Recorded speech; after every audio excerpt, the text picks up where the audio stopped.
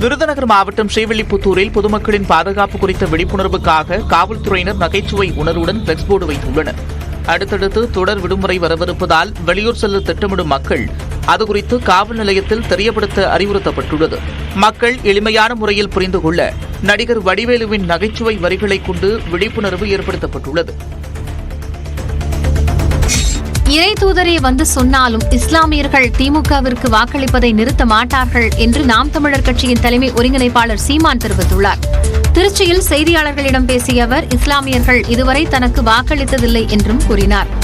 அவங்க 5 கடமையில 6வது கடமை திமுகவுக்கு போடுறதுன்னு முடிவு எடுத்துட்டு இருக்கும்போது இறை தூதரே வந்து திமுகவுக்கு போடாதீங்கன்னாலும் நீங்க இறை தூதரே இல்லைன்னு என் மக்கள் சொல்லுவாங்களே ஒழிய அது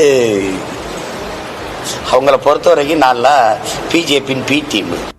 திருப்போரூர் முருகன் கோயில் உண்டியலில் தவறுதலாக விழுந்த ஐபோனை திருப்பித்தர முடியாது என்று சொல்வது எந்த விதத்தில் நியாயம் என்றும் அவர் வினவினார். படம் பார்த்து கட்டு போறதுதான் பாளைய தம்மனா, இந்த குழந்தைய உள்ள போட்டீங்க, இந்த குழந்தை இனி எங்களுக்கு தான் அப்படின்னு.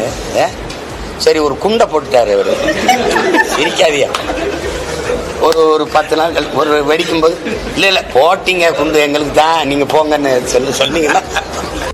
கோயில் நிர்வாகம் ஐபோனை வைத்து என்ன செய்ய போகிறது என்றும் சீமான் கேள்வி எழுப்பினார். 2026 சட்டமன்ற தேர்தலில் திமுக கூட்டணி சரித்திர வெற்றி பெறும் என்று முதலமைச்சர் மு க ஸ்டாலின் நம்பிக்கை தெரிவித்துள்ளார். திராவிட முன்னேற்றக் கழகத்தின் தலைமை செயற்குழு கூட்டம் அண்ணா அறிவாலயத்தில் நடைபெற்றது. கூட்டத்தில் உரையாற்றிய திமுக தலைவரும் முதலமைச்சருமான மு க ஸ்டாலின் திராவிட மாடல் ஆட்சியின் சாதனைகளை பட்டியலிட்டதுடன் 2026 சட்டமன்ற தேர்தல் இலக்கு குறித்தும் எடுத்துரைத்தார். சட்டமன்ற தேர்தல் காலத்தை நாம் எதிர்நோக்கி இன்னும் 1.5 ஆண்டு காலத்தில் சந்திக்க போறோம். 7வது முறை ஆட்சி அமைக்கணும் என்பதுதான் நம்முடைய இலக்கு.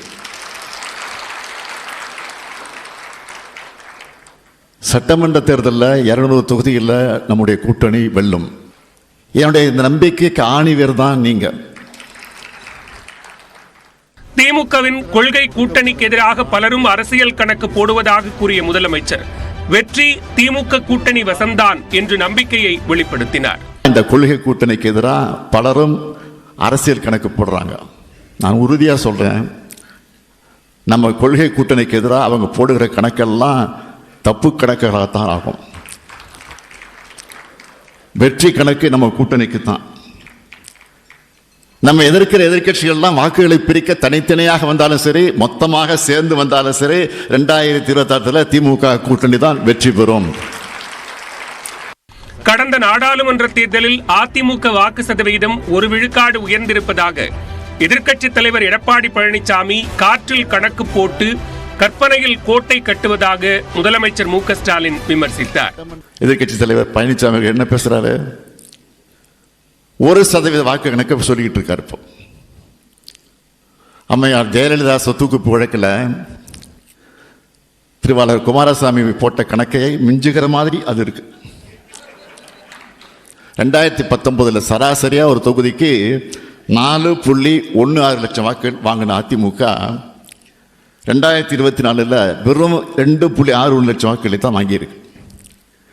ஒவ்வொரு தொகுதியும் சராசரியா 1.5 லட்சம் வாக்குகளை இழந்திருக்கு எடப்பாடி தலைமையிலான அதிமுக.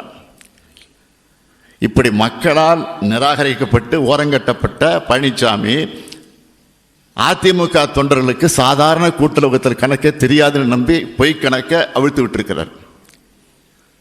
அவர் சொன்ன கணக்கு அடிப்படை அறிவுள்ள அதிமுக நிச்சயமாக கேட்டு ஒத்துக்க மாட்டாங்க, சிரிச்சுக்கிட்டு இருக்காங்க. அம்பேத்கரை கொச்சைப்படுத்திய அமித்ஷாவை எடப்பாடி பழனிசாமி கண்டிக்காதது ஏன் என்றும் அவர் வினவினார். கோழைச்சாமியான இருக்கக்கூடிய பழனிசாமி டங்ஸ்டன் சுரங்க அனுமதிக்கு எதிராக பாஜகவை கண்டிச்சாரா? புரட்சியாளர் அம்பேத்கரை கொச்சைப்படுத்தின ஒன்றிய அமைச்சர் அமித்ஷாவுக்கு எதிராக கீச்சு குறையில்லாத கத்தினாரா? பிரதமரை எதிர்த்து பேசுற துணிவருக்கு இருக்கா? கிடையாது. யார் ஆட்சிக்கு வர வேண்டும் என்று சொல்லுகிற அதே நேரத்தில் யார் வரக்கூடாது என்பதை மக்களுக்கு புரிய வைக்க வேண்டும் என்றும் திமுகவினரை முதலமைச்சர் கேட்டுக்கொண்டார். வெல்வோம் 200 படைப்போம் வரலாறு என்ற முழக்கத்தை கூறி தனது உரையை முதலமைச்சர் மு க ஸ்டாலின் நிறைவு செய்தார்.